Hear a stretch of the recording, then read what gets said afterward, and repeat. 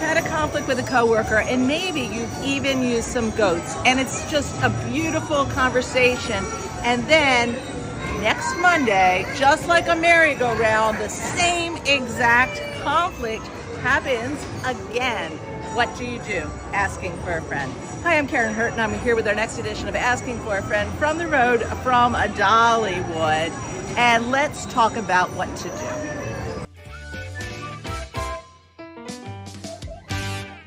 We hear it again and again. When we are in our conflict and collaboration workshops, someone inevitably will raise their hand and say, my problem is, we think we're in agreement. I think the conflict is going to be resolved. And 2 weeks later, we're back having the very same conversation again. What do I do? So this is exactly why David and I came up with the commitment goats in our Powerful Phrases book. So when you are going to start with a connection and then move to commitment. So the connection is, I really care about, and then you're going to say the thing you really care about.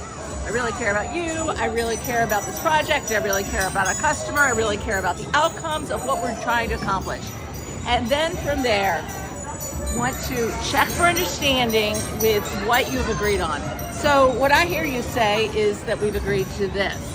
Do I have that right? Because if you leave with two different understandings, you have no chance of not being on the merry-go-round of conflict conversation again and again.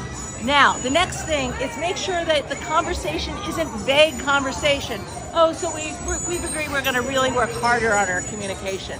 What does that mean? We've agreed we're really going to be nicer to each other. What does that mean?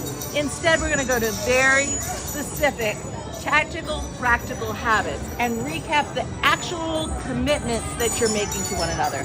And finally, the goatest goat of all when it comes to commitment is scheduling the finish.